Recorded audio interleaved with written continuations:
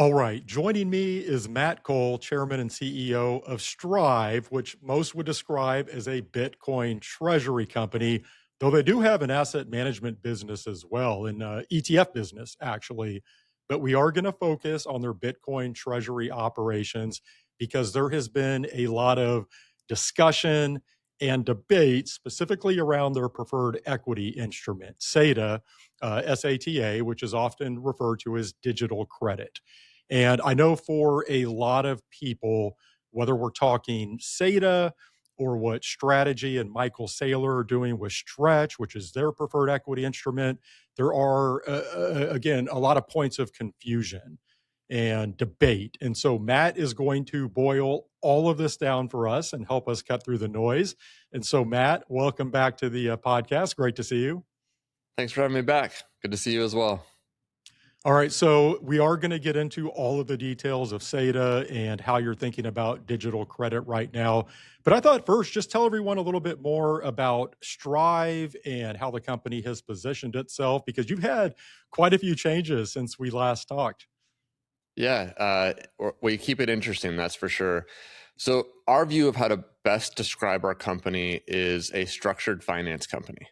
And that structured finance is really around the core of the Bitcoin treasury. And so we don't call ourselves the Bitcoin treasury company anymore, but just like we call it digital credit, it's obviously preferred equity. Like, people can call things whatever they want. I think the more interesting conversation is what actually is it? How is it designed to perform? What are the risks? What are the opportunities? And then people can call it whatever they want, right? We're obviously going to call it what we think makes most sense given the risks and the opportunity of our company, of our preferred equity, things like that.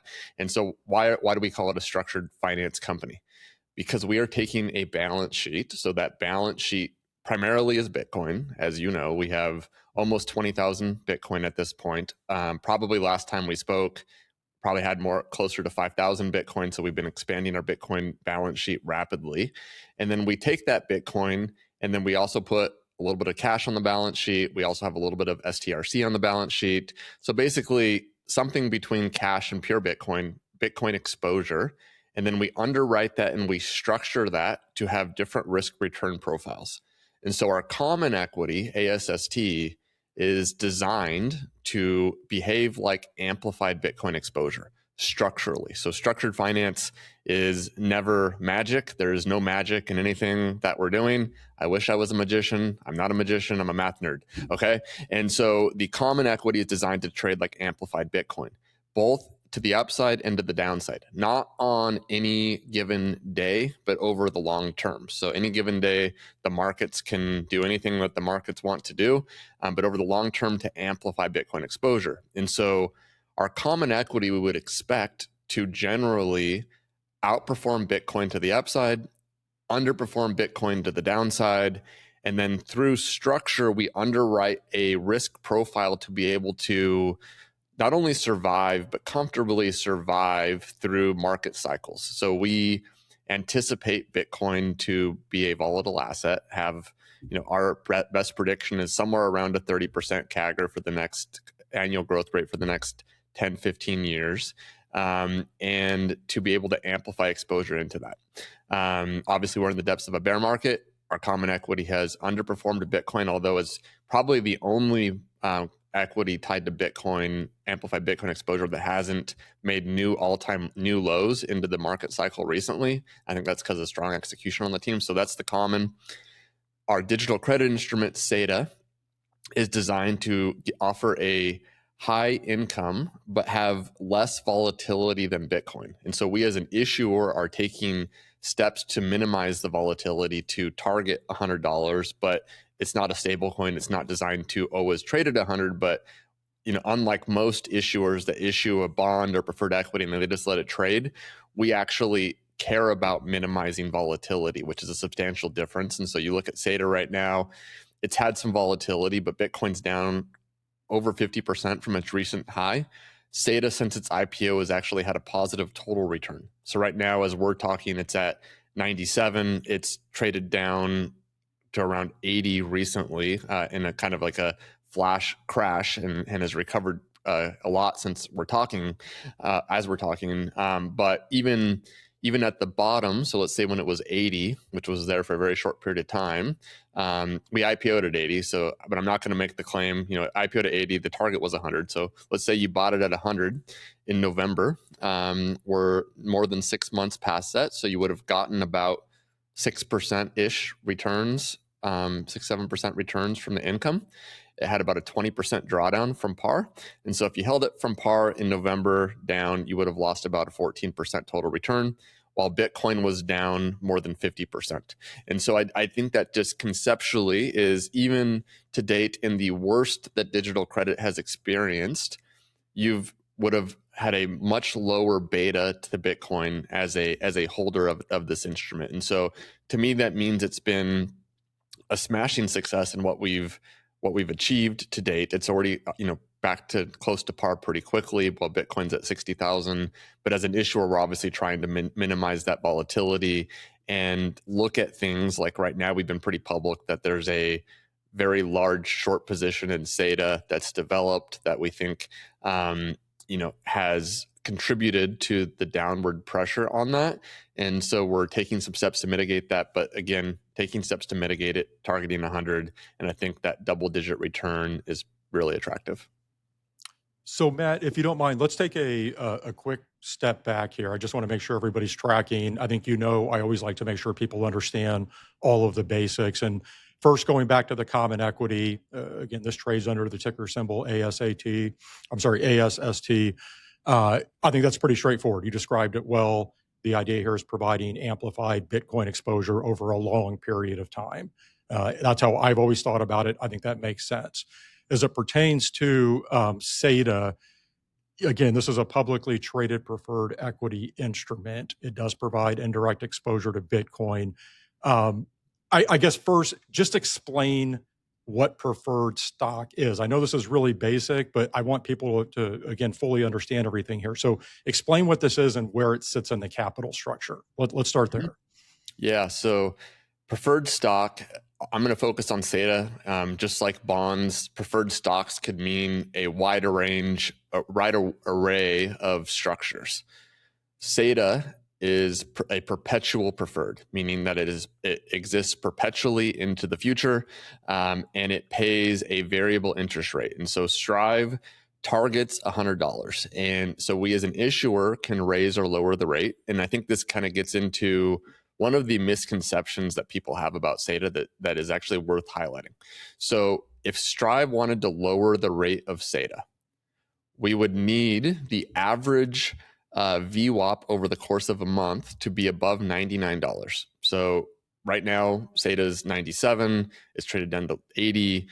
We could not lower the interest rate of SATA next month. So that is a credit protection that was intentionally put into SATA at the IPO. Like, these things were all negotiated. They were thoughtful. They don't just randomly appear in the documents, right? Like these were negotiated and frankly mutually agreed upon by Strive's management and the investors around protections that we thought made this a stronger credit. Okay, so if it's trading above 99, we have the option to lower the interest rate.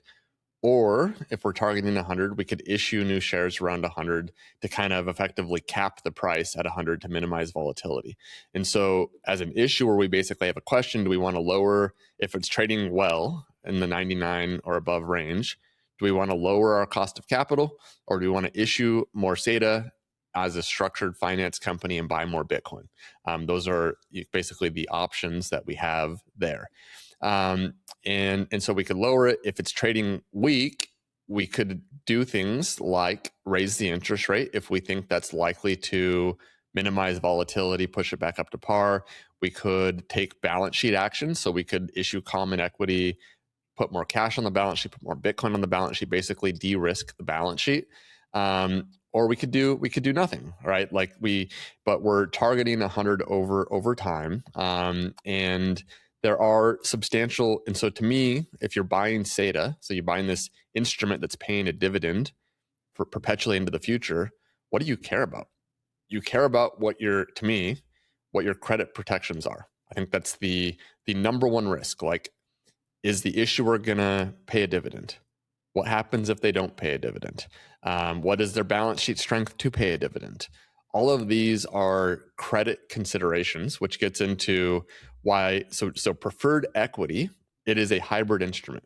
So hybrid meaning it has the characteristics, the hybrid characteristics of equity and of debt, right? Which gets into something that I think is unequivocally true, that all debt is credit, all credit is not debt.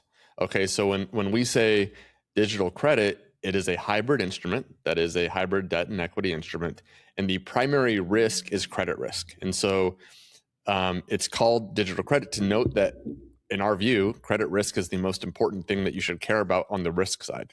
The opportunity side is we're trying to target this thing around 100, and it pays a 13% variable rate dividend. And so that's the opportunity. The risk is the credit risk. And so that is why we coined it digital credit. Obviously, on the digital side, Bitcoin is a digital asset. To me, it's the primary and fundamental digital asset in the crypto space. It's distinct from all other crypto assets. It's digital gold. And so that is why the term digital credit, I think, makes sense. But, I think some people, I would say, by the way, like some people I've never met someone that's a major holder of SATA that has brought this view to us. So I haven't had an actual investor concern. Some critics don't like the term digital credit. And so to me, we have large institutions that buy SATA. We have retail that buys SATA. We do weekly podcasts explaining the credit risk of SATA. I think that people understand this, but I think some people on the outside get coined because, like, well, it's an equity instrument. It's like, yeah. And if you go to our website, you'll see we have no debt. So we're not trying to say this is a debt instrument. Like, literally, our things will say Strive has zero debt, which gets to, I think, your last point is, where does it sit on the capital structure of Strive? It is the most senior instrument at Strive.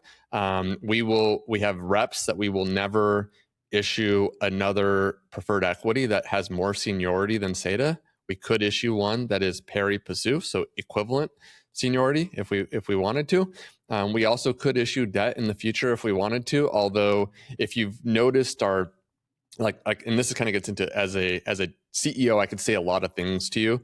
And as a Bitcoiner, I think the concept of don't trust, verify is really important. What are the actions that Strive has taken around debt? Well, we completed a similar M&A transaction early this year. They had $120 million of debt. We retired 110 of the $120 million of the debt within 1 week of closing the transaction through a follow-on issuance of SATA. That was the most that we could possibly do from a regulatory perspective. In the second quarter, we retired 100% of the remaining debt. And so we're very serious about trying our best to not have debt, because we want SATA to be the most senior instrument in our capital structure. And so we don't just say that, we've actually backed that with true actions, and the hope would be, to maintain that. Okay, so let's talk a little bit more about that. And you were highlighting credit risk. That's clearly the primary risk factor here. And I think a lot of the current discussion and debate around SATA and other digital credit backed by Bitcoin is obviously that we are in a prolonged Bitcoin drawdown, because obviously Bitcoin is being used as collateral along with the cash on the balance sheet to cover the dividend. And I hope I have this right, Matt, but I believe Strive's average Bitcoin purchase price is around 95,000, somewhere plus or minus, which of course, Bitcoin, as you noted, is currently trading at 61, 62,000. And so talk more about how you think about risk in that context, that you have this preferred equity instrument, which to a large degree does depend on the price of Bitcoin. Mm-hmm. Yeah, so I think our current average Bitcoin price, I just checked it while you were chatting, is right around 94,000. So pretty close on the average price there. And so our view here on the structuring side is, we expect bear markets in Bitcoin. We expect it to be a very volatile asset, and so 50% drawdowns have been expected. And we've prepared our balance sheet to be able to withstand historical drawdowns in Bitcoin's past, which has been more in the realm of like 80% drawdowns. Now, our base case is that we think 80% drawdowns are fairly unlikely. We think that the the downside risk to Bitcoin is going to be decreasing into the future, which is why we've kind of had a base case of expecting 50%-ish drawdowns, 50 to 60%. We've seen that. We'll see if it goes, if Bitcoin makes new lows, goes to 40,000. We're prepared for that, but I would say that something that goes down there and maintains for more than like a week we think is unlikely, but not impossible. And so how do we prepare for that? We have a 18-month dividend reserve that's not in Bitcoin. Primarily it's in cash. And so that is a very intentional. And so when you look at Bitcoin's history, there's never been a historical situation where Bitcoin's gone down to its 200-week moving average. So right now it's basically at the 200-week moving average, as it's right around $60,000, that it's stayed down there for more than 18 months and not moved above the 200-week moving average. So the 200-week moving average is itself moving up over time because of Bitcoin's rising price history. And so our view is that it's not impossible that the future won't be the same as the past, right? Like that's obviously not impossible, but we are in the business of trying to amplify Bitcoin's returns with a positive view of Bitcoin into the future, right? Like that is the common equities goal, right? So we're not underwriting a Bitcoin death scenario, right? Like, and I don't think that a Bitcoin's going to die, but like if you think Bitcoin's going to die, our structure is horrible, right? Like it's built around a foundation of Bitcoin. But if the Bitcoin thesis plays out, we've developed a structure to withstand and continue to pay SATA's dividends. So we have 18 months where we could effectively just do nothing. Like our team could go to the beach and just pay the dividends for 18 months and not have to sell any Bitcoin. If you know our team does not do that. Like our team does not sleep, but we've built that structure in place. And then, we've been willing to sell Bitcoin. So even when we IPO'd SATA, we've never said we'll never sell our Bitcoin. What we've said is we are going to create a structure that makes it unlikely that we will have to sell Bitcoin. We don't want to sell Bitcoin, but there becomes a certain scenario. There are certain scenarios where selling Bitcoin could be in the best interest of our company. We haven't had to do it to date. We don't think we're anything close to having to do that. But it kind of gets into, as a SATA holder, if you're underwriting Bitcoin risk into the future, what needs to be true? And so for Strive, for SATA, if Bitcoin went up on average about 7% per year, we could pay the interest on SATA forever into the future, thousands of years into the future. Now, it's because it's math, not magic. It's important to note that if Bitcoin's average CAGR for the next 100 years was 7%, what would likely be true would be some version of Bitcoin's going up 7% per year. Our common equity basically just stays flat. It gets no benefit from Bitcoin going up. And 100% of the returns from Bitcoin going up is paid to the SATA shareholder. That is how we would be able to pay SATA forever. So SATA would get its return. Our common equity would drag Bitcoin. And the carry trade that the structured finance company Strive has put on benefited SATA, and the common equity holder didn't get crushed, but they lost, right? They didn't even get Bitcoin returns. If, though, however, Bitcoin's CAGR is greater than the cost of capital for digital credit, so in this case, greater than 13%, now the excess return of that goes to our common equity above Bitcoin, just structurally. And so if Bitcoin's CAGR is 15%, our common starts to outperform Bitcoin. If it's 20%, it outperforms more. If it's 30%, it likely outperforms Bitcoin by a lot. And so that is the structure that's put in place. And so each side has risk. And then, you take into one more scenario, because I know this is like a lot of math, but I think it's important because it's just math. Again, it's not magic. If Bitcoin were to flatline and basically stayed at 61,000, then Strive could pay its dividends for more than 10 years. And so what that means is that if you bought SATA at 100, you'd likely get back more than $100 of capital. But the company at a certain point, if we did not have access to the capital markets, would not be doing well, right? And so it's not a risk-free trade. There is risk to this, but it kind of gets into, and I want to elaborate on this further, a viewpoint that is our firm viewpoint. So right now, The dollar is the reserve currency of the world. Fiat currencies are used all around the globe. We think Bitcoin is money. We are transitioning to a Bitcoin future, and digital credit is the thing that connects the two. And that's going to be important with, I think, some of the other questions that you have on the agenda. Yeah, you mentioned that the math is the math, and obviously I agree with that. But I think conceptually, some people have a hard time getting their head around Bitcoin being used as collateral here. And let me try to frame this for you. So I'm not sure if you saw this. Colin Roche, he's with Discipline Funds. He has an ETF business as well. But he had this tweet last week where he said, look, the problem with the structure of something like SATA is that Bitcoin produces no cash flow, whereas other fixed income style investments are collateralized by cash flowing assets. And so, for example, just very crudely, a traditional bond pays investors from the operating cash flow of the company. And his point was that a traditional bond pays out what the company earns, whereas these Bitcoin vehicles, they can only pay out based on what someone else will pay for Bitcoin as collateral. And to your point, if people think Bitcoin's going to zero, well, then this isn't for you. This isn't going to work. But let's assume that's not the case.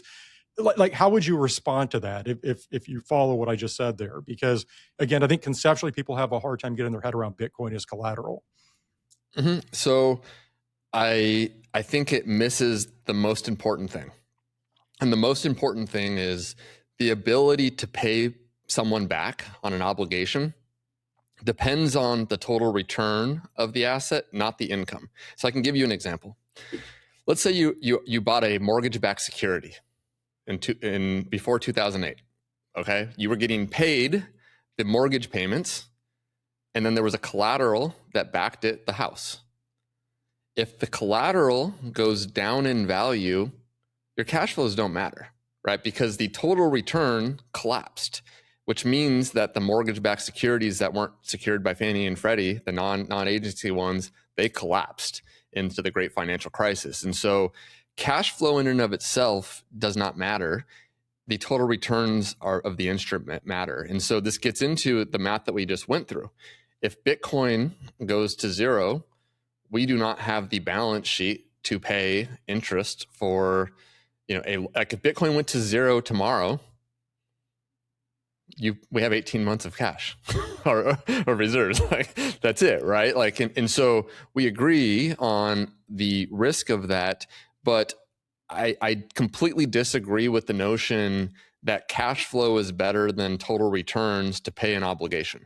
And because I think it's all driven by total returns. That the math just works that if Bitcoin goes up, we could pay the dividend forever.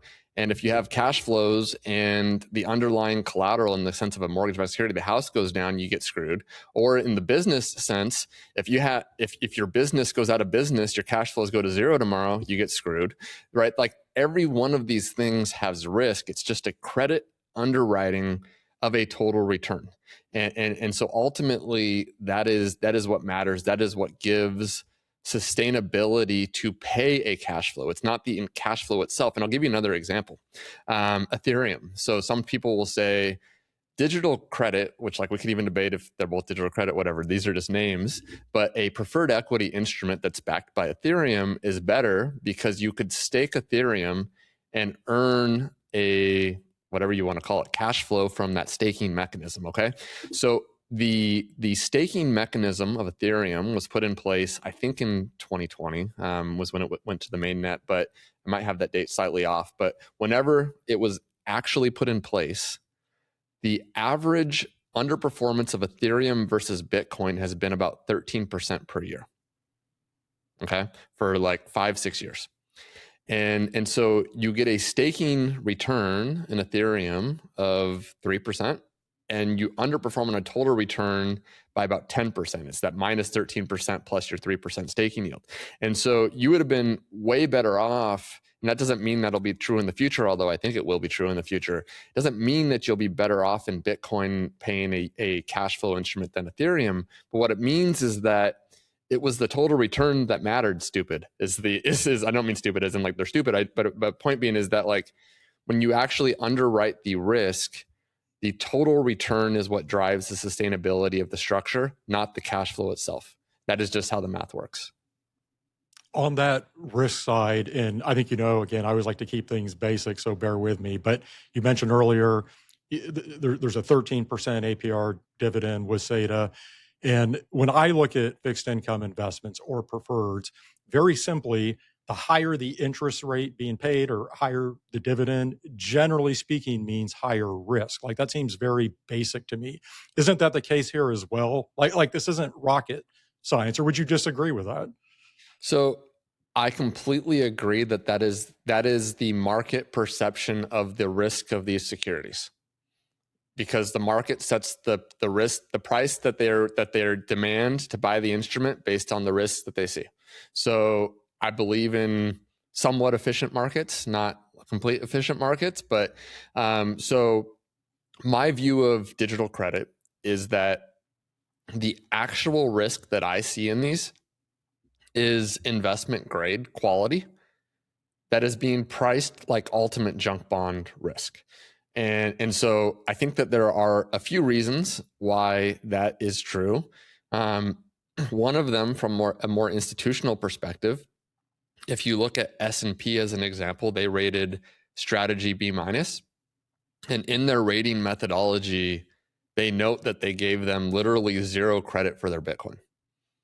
And so this gets into the credit underwriting. So how does an issuer that has 800,000 Bitcoin, call it $50 billion of Bitcoin, get literally $0 of credit and then get a B minus rating?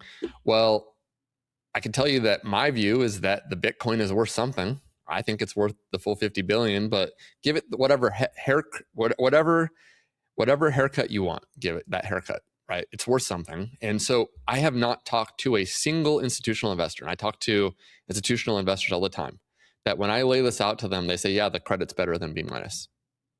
And so there already is now, a lot of them can't even consider buying digital credit today because of whatever mandate that they have, but they conceptually agree that the credit is mispriced. And so if strategy and issuer is B minus, and effectively I've never met someone that said that they agree with that methodology, then you start to push them up more to like an investment grade credit as an issuer.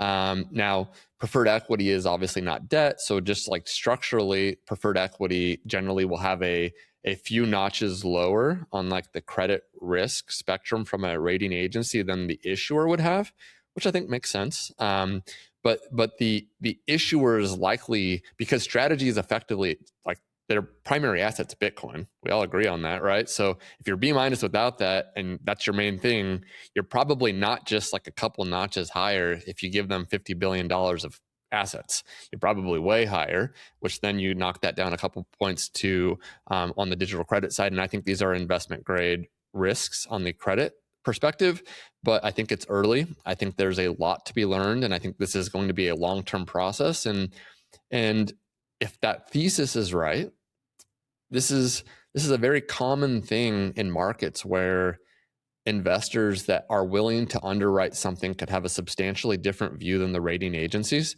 And so even when back when I was at CalPERS doing mortgage-backed securities post-Great Financial Crisis, there were so many instances after the collapse where non-agency mortgages were grossly misrated based on what the underlying risk was, because the underlying housing market was starting to recover, that you saw firms, and like even like a lot of firms, but CalPERS did this too, where it was like 10, 20, 25% returns from structured products because of these misratings after the Great Financial Crisis. And so misratings happen all the time, and they create great opportunities for investors that are willing to underwrite the risk and feel comfortable with that risk. And I think that that's what's happening now. And so I can't disagree that on the yield side, that it's being priced as junk. I think that's contributed to some of the higher volatility of perceived credit riskiness in these things that I don't think actually are as serious as people think. But I think that's where we are today, and I think it's going to change into the future. Let's just assume the risk profile is somewhere between higher rated junk and say lower rated investment grade. I know another criticism of these structures is how they've been marketed to investors. So I think of someone like Michael Saylor referring to his as a money market like fund. And I'm not saying you've done that or that's how you think, but how do you think digital credit should be marketed to investors? So I think that digital credit is better than every single income product that's out there today. I think it's literally the best income product. It doesn't mean it's a money market fund. It doesn't mean it's a whatever. It's just a super attractive income product. I'll tell you how I've talked about it with regards to money market funds and why. And so Strive has kind of leaned into a meme of calling SATA not a money market fund designed to be better than one, because it's obviously not a money market fund. But what do I mean by that? My view is Bitcoin is money. And I think that's actually also the view of most Bitcoiners, that Bitcoin is the ultimate form of money, right? So that's point one. Point two is that today we live in a fiat world. Today, the dollar is the reserve currency of the world.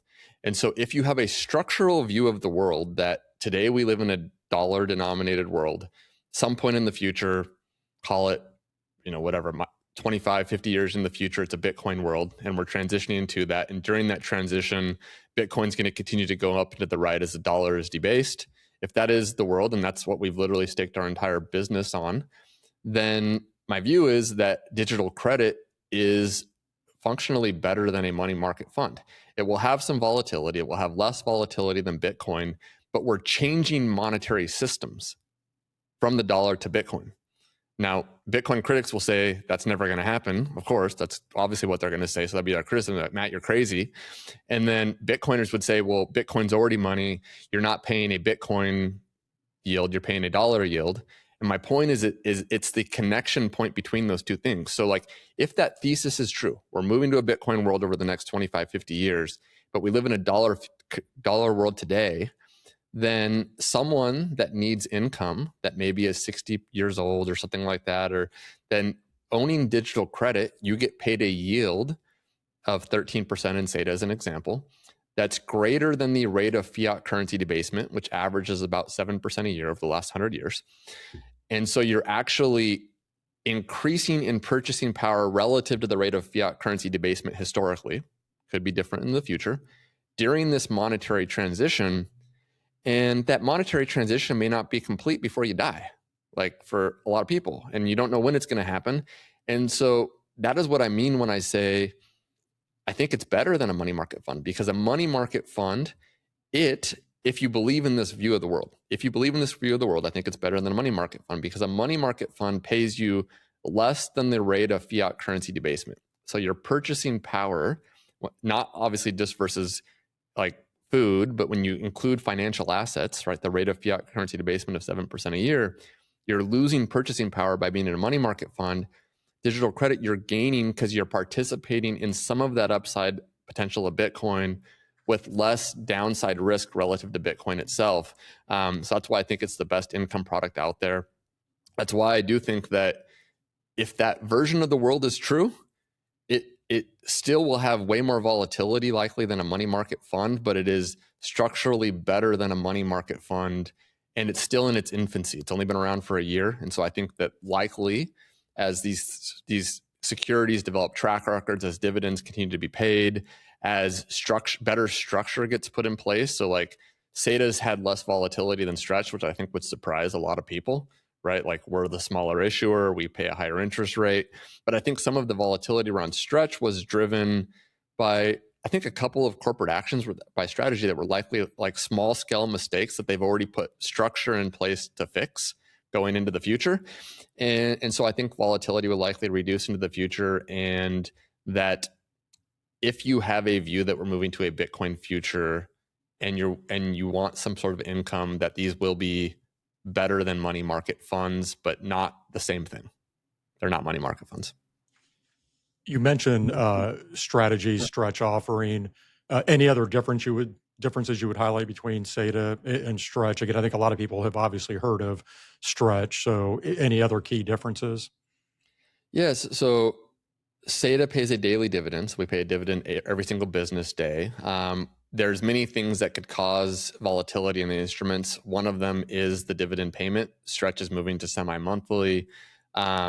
Strategy has so that's like a slight positive to SATA. Strategy has the largest Bitcoin corporate balance sheet in the world. Strive has a much smaller balance sheet, so that's a benefit to Stretch over SATA, and Strive has more amplification than Strategy, so that's a credit benefit to Strategy over Strive.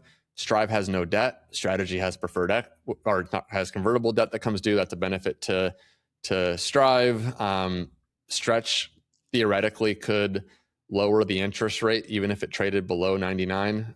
My view is that SATA will never do that, probably over his dead body, but that's kind of technically a risk. It's not a risk with SATA.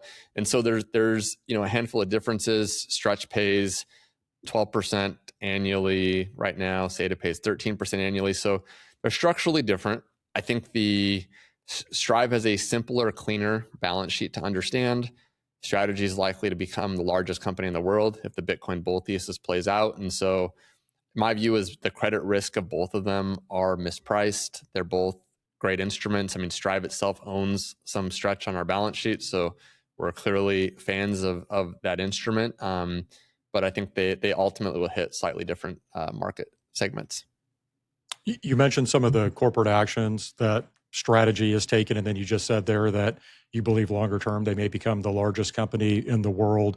And so I'm curious, like, what do you think about the narrative around Strategy and Michael Saylor? Do you think maybe it's too strong, that the market is paying too much attention to what Strategy is doing through their corporate actions and what Saylor is saying in public? Because ultimately, Strategy, I'm going to use air quotes here, they only own 4% of all Bitcoin. And I understand that's a lot, but should 4% really be driving the market narrative here? It probably is driving the market narrative around Bitcoin price action more than it should. And so just to give some context around 4%, I like to compare Bitcoin as if it was a US public company. It's obviously not a public company, it's a decentralized cryptocurrency, right? But if it was a public company in the United States, 4% interest would mean if one person owned 4%, you don't even have to report that publicly through the SEC because the SEC deems 4% to be immaterial. They start to view a position to be material at 5%. So 5% is like the minimum threshold for a material percent ownership. I think most people would probably agree that Strategy probably crosses 5% at some point. They're continuing to buy Bitcoin. And so 5%, let's call it, is somewhere in the neighborhood of, just over a $1 million position or 1 million Bitcoin position. So at 1 million, a little over 1 million Bitcoin, they cross 5%. Maybe they get up to 10% over time. They keep buying Bitcoin. I think that there's really two scenarios here. If Bitcoin fells, well, then Bitcoin's not worth much. And so Strategy might be able to buy 50%. If Bitcoin is digital gold, which I think it is, it doesn't matter how much Strategy wants to buy a Bitcoin, they will never be able to accumulate that type of an ownership position. So I think they're going to be structurally capped just because of how scarce Bitcoin is around the, call it 7.5 to 12.5% range over into the future. And so I don't view them to be a structural risk to Bitcoin. And if anything else, I actually think that they introduce more anti-fragility into Bitcoin. And I'll tell you why. Bitcoin has a lot of decentralized OG buyers that I love these people philosophically. Sometimes they call me Suitcoiner or whatever, but if they understood my past, I really am one of them philosophically. But the thing that I think that they miss, or that I disagree with them on if they don't miss, is that a large corporation like Strategy is able, more than any of them, to push in Bitcoin-friendly regulations in the largest capital market in the world, the United States of America.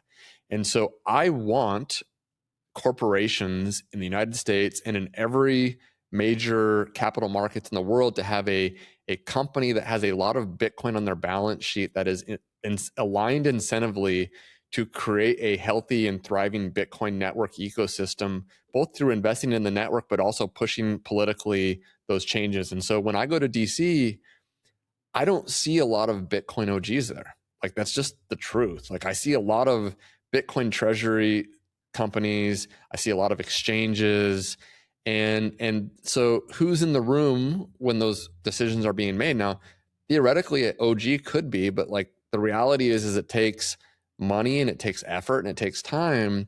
And a lot of the OGs, they're leaving the United States because they're concerned about the United States failing, or they're going and buying a farm because they want to exit from society, which is great. Like, I like living on a farm too, but like the reality is that leaves a massive gap in the governments of how there's actually going to be positive change. And I think that corporations are the best solution to making that ultimately work in the favor of a thriving Bitcoin network.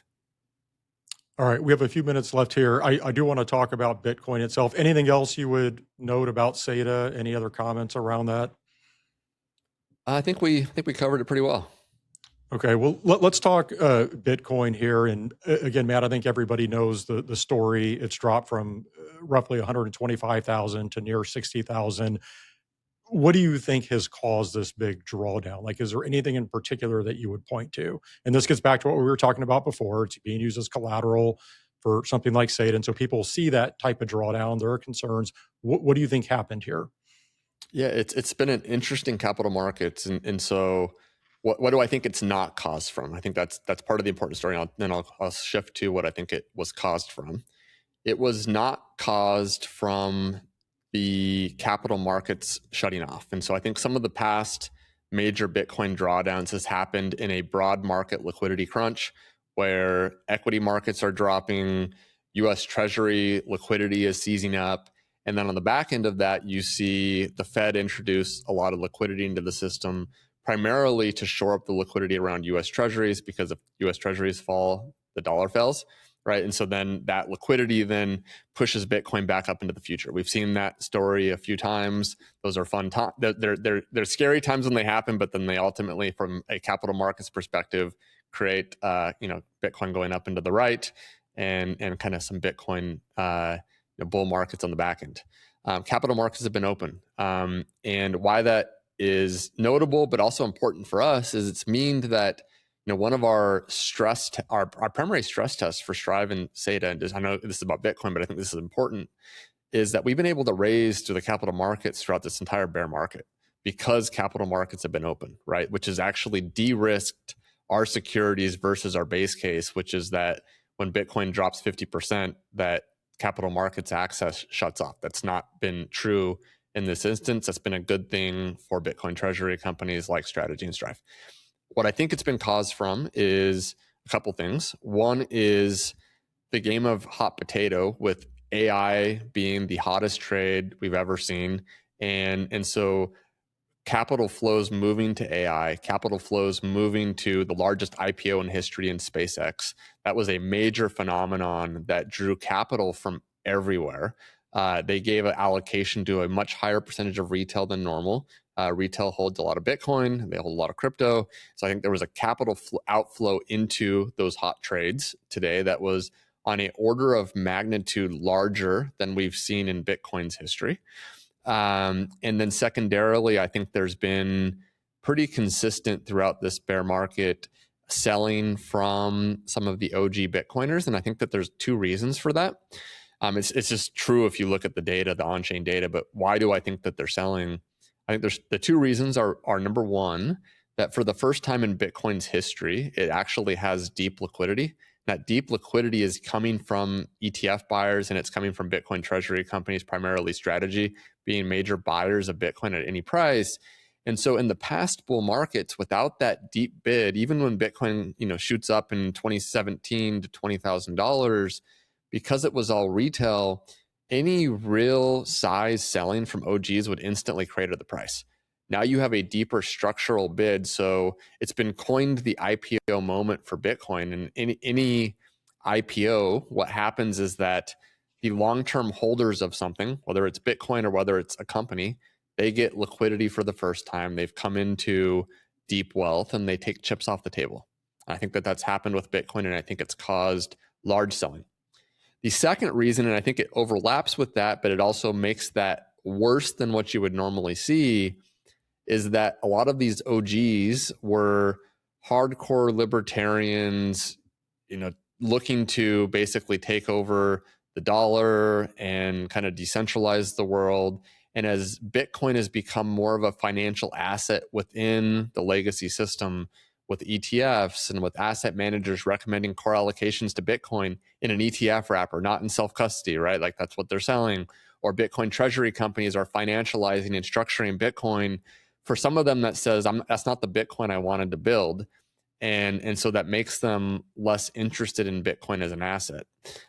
So I think it's the combination of those things has caused some larger term selling. I am of the belief, to agree with them for a second, that a healthy and thriving Bitcoin network, people using Bitcoin as money, is important. And it's something that I'm actually looking to do more, just because generally speaking, it's like, well, I don't want to sell my Bitcoin. I want to hold my Bitcoin because I think it's going to go up. But actually working to use it more, because ultimately I think that's where it goes. Even though today, just from a tax perspective, if you spend your Bitcoin, it's a taxable event. It's not functionally hard for me to send you Bitcoin, but on the back end, what I have to do is a little bit harder. But I think it's important for the network health. So I do think that makes sense. But I think that those reasons in capital markets and in kind of with Bitcoin OGs is what's caused the weakness. And I think the good news is, as we work through those, because capital markets are open, I think the flows will start to come back to Bitcoin, and it'll start to push Bitcoin back up higher. And I think there's a decent chance with AI that we'll kind of have a super cycle just in the economy with productivity driven by AI. And I think that could cause and help contribute to a super cycle in Bitcoin, which I think would still be true, even though it kind of looks like a 4-year cycle. If Bitcoin pretty much bottoms here or in the 50,000s, it's by far the most shallow drawdown in Bitcoin's history into a kind of a structural equity bull market. I think that would be a very positive backdrop for Bitcoin to do well over the next few years. Is there anything in particular that you think needs to happen in order to get some positive momentum back here? And with the reasons that you just walked through with a drawdown, I'll take the other side, not because I believe it, just to play devil's advocate, but you can make the case that the AI trade is going to continue to suck oxygen out of the room as it pertains to Bitcoin and other crypto assets. We have some other big IPOs on deck, OpenAI and Anthropic. So you can make the case that story is not going to change. And then as it pertains to OG selling into liquidity, I would make the argument that institutional liquidity is only going to increase and get better as we have more institutional investors coming online. So I guess the take there, I'm assuming you would say, is that those OGs, the selling becomes exhausted at some point, and maybe that's what we need to see. And then to your last point, is Bitcoin has become more institutionalized. I mean, couldn't you make the case that's going to make additional OGs feel the same way, the libertarians saying this is not what I signed up for? I'm just playing devil's advocate. I mean, what needs to happen in order to get Bitcoin back on an upward trajectory? I think the capital flows into ETFs and Bitcoin treasury companies, but ETFs you just take as an example, we're still in the early innings of, call it the 1 to 5% allocations for people's portfolios to be put in place. And you see that at, name your institution. It was only a year and a half ago when this concept was even starting to be introduced. I think BlackRock made more of a formal recommendation to institutions recommending a Bitcoin allocation in the last month or so. So I think we're in the early days of that. ETF flows, they tend to really pick up after developing 3-year track records. All of ETF histories, I think, show that track records matter to a lot of investors. And so I think institutional flows will pick up. I think OG selling starts to just structurally exhaust itself, even if some of the OGs remain motivated. I think that it's likely to dissipate into the future. And then on the capital flows side around the AI trade, I think at a certain point, the relative value starts to shift back towards Bitcoin. And so I think that scenario of, IPOs continue, I think would be a scenario that you don't see necessarily a V-shaped recovery where, in a month from now, Bitcoin's at $100,000 again. it would likely take just some time to work through, but you just have a different buyer base start to step in as a lot of that fast money retail has already exited Bitcoin to buy that to buy the IPOs or the hot money things. And so you can only do that one time. You can't do that multiple times. And so I think that likely starts to exhaust. And then at a certain point, the buy pressure from institutions through ETF flows starts to overtake it. You start to get a little bit of momentum. And then as we know with Bitcoin, it's a scarce asset. So once you start to get that momentum, assuming capital markets broadly are open, it starts to feed on itself. And then I think you start to see when Bitcoin starts going up, the money starts piling back into it.